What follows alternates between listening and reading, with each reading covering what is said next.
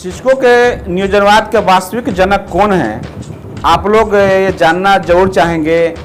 और आज हम इसी पर ये वीडियो बना रहे हैं ताकि आप लोगों को ये बता सकूं कि सही मायने में इस शिक्षक नियोजनवाद के सही जनक कौन हैं और इस नियोजनवाद का जन्म कैसे हुआ और किनके वजह से इस नियोजनवाद को बढ़ावा मिला। क्या इस नियोजनवाद को समय रहते इसका विरोध किया गया रहता तो ये समाप्त हो गया रहता। इन सारी बातों पर, इन सारे विषयों पर आज हम आप लोगों के समक्ष बातें रखेंगे।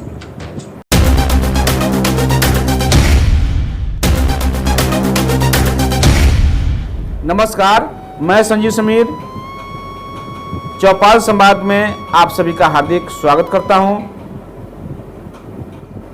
साथियों, जब कभी भी बिहार के नियोजित शिक्षक अपने वास्तविक स्थिति के बारे में विचार करते होंगे तो उन्हें यह महसूस होता होगा कि आखिर हमसे कौन सी गलती हुई है या किस जन्म का पाप लगा कि हमारा जीवन इस नरकनुमा नियोजन नियमावली में फंस कर रह गया। न कोई सेवा शर्त है, न कोई भविष्य निधि है, न हस्तांतरण है और न अनुकंपा है और न ही कोई सामाजिक सुरक्षा है। अनगिनत यातनाएं और दुश्वारी भरा यह जीवन बन चुका है नियोजनवाद।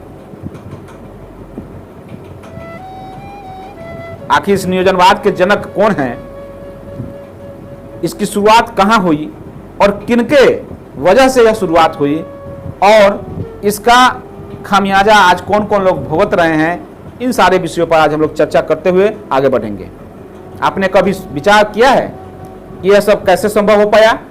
आइए हम लोग आज जानते हैं इस वीडियो में सारी कहानी को। 15 वर्षों के राजद सरकार को सत्ता से बेदखल कर विपक्ष का वनवास समाप्त कर सत्ता में वापस आई महज 1 वर्ष पुरानी नीतीश सरकार के पास आखिर इतना हिम्मत कैसे आ गया कि उन्होंने पूर्व से स्थापित नियुक्ति नियमावली को बदलने का मन बना लिया? यह सब किसके बलबूते संभव हो पाया? इस प्रश्न का जवाब बहुत ही संजीदा होकर खोजना होगा। हमारे सारे प्रश्नों का जवाब इसी मूल प्रश्नों में छिपा हुआ है।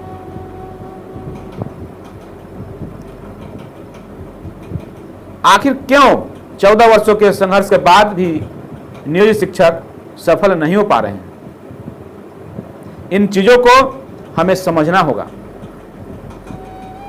इसके मूल में कौन सा कारण है उससे हमें खोज निकालना होगा।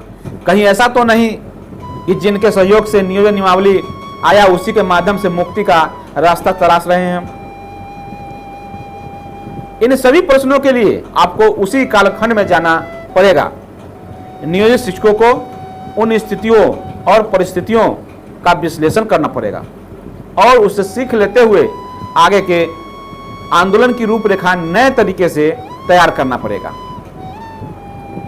2006 वह दौर था जब एनडीए सरकार मात्र 1 वर्ष पुरानी थी। शिक्षा के क्षेत्र में सरकार को बहुत काम करने थे। सर्व शिक्षा अभियान के संचालन के लिए थोक भाव में शिक्षकों की नियुक्ति प्रक्रिया करनी थी।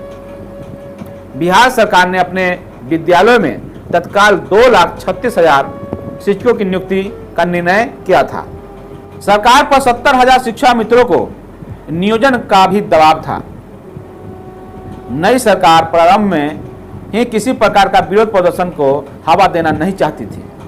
बावजूद इसके आखिर बिहार सरकार किनके सहयोग से बीपीएससी के द्वारा होने वाले पूर्व की नियुक्ति प्रक्रिया को नियोजन नियमावली 2006 से प्रतिस्थापित करने का न सिर्फ साहस जुटाया बल्कि उसे अधिसूचित करने में कामयाब भी हो गई। यह सबसे बड़ा यक्ष प्रश्न है।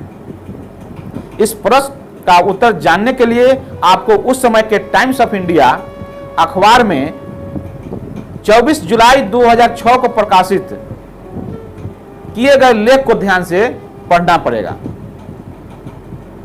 किस प्रकार उस समय के स्थापित बिहार माध्यमिक शिक्षक संघ के महासचिव केदारनाथ पांडे व सीपीआई के पूर्व सांसद श्री शत्रुघ्न प्रसाद सिंह ने सरकार के लिए ढाल का काम किया। अपने चंद व्यक्तिगत स्वार्थ के लोभ में संपूर्ण शिक्षा व्यवस्था को नियोजनवाद के कलंक के हवाले कर दिया। इन दोनों महापुरुषों ने पार्टी के राज्य परिषद के से पास प्रस्ताव को भी दरकिनार कर दिया। बकौल सीपीआई के तत्कालिक राज्य सचिव श्री बद्री नारायण लाल व पार्टी के केंद्रीय कार्य समिति सदस्य प्रोफेसर जलालुद्दीन अंसारी के अनुसार पार्टी बिहार सरकार के इस फैसले का विरोध करने के लिए प्रस्ताव पारित कर दिया। सीपीआई के तत्कालिक राज्य सचिव श्री विजयकांत ठाकुर का कहना था कि माननीय मुख्यमंत्री बिहार के क्षेत्र में विश्व बैंक की पॉलिसी लागू करना चाहते हैं। मैं बीएसटी के स्वागत वाले फैसले का विरोध करता हूं। टाइम्स ऑफ इंडिया के इस लेख से यह पूर्णतः स्पष्ट हो गया था कि बीएसटी के इन दोनों नेताओं ने पार्टी लाइन से अलग जाकर सरकार के नियोजन नियमावली का न सिर्फ समर्थन किया बल्कि बदस्तूर जारी रखने के लिए समय समय पर आंदोलन का ढोंग रचकर सरकार का साथ देते रहे और इसके आड़ में अपने व्यक्तिगत स्वार्थ की पूर्ति भी करते रहे। नियोजित शिक्षकों को अपने आप के आंदोलन का मूल्यांकन करना चाहिए। कैसे ही लोगों के नेतृत्व में आंदोलन प्रारंभ तो हुआ, लेकिन किस नतीजे पर आकर समाप्त हो गया? आखिर बीएसटीए ने पार्टी से नाराजगी के बावजूद नियोजन नियमावली के लिए अपनी सहमति क्यों और किस परिस्थिति में जताई? तत्कालिक परिस्थितियां क्या रही होंगी? किस व्यक्तिगत स्वार्थों के लिए माननीय केदारनाथ पांडे व शत्रुघ्न प्रसाद सिंह ने शिक्षकों के मान सम्मान से सौदा किया? संघ में तब से लेकर अब तक नेतृत्व परिवर्तन क्यों नहीं होने दिया गया? हर बार नियोजित शिक्षक आंदोलन में अपना दमखम लगाते रहे, उग्र आंदोलन करते रहे, लेकिन परिणाम ढाक के 3 पार क्यों हो रहे हैं? यह एक बहुत बड़ा प्रश्न है। 2015 के आंदोलन में ही नियोजित शिक्षकों का उनका सम्मान सहित सब कुछ मिल जाता, लेकिन इन वक्त पर बिहार माध्यमिक शिक्षक संघ ने, इन नेताओं ने सरकार के साथ मिलकर हड़ताल वापस ले लिया।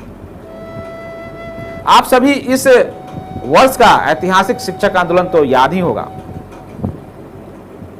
तत्कालिक घटनाक्रम आप सभी ने देखा कि किस प्रकार से हड़ताल को एन केन प्रकार खत्म कर दिया गया। इतना उम्मीद लगा रखे थे आप लोग, लेकिन क्या हुआ?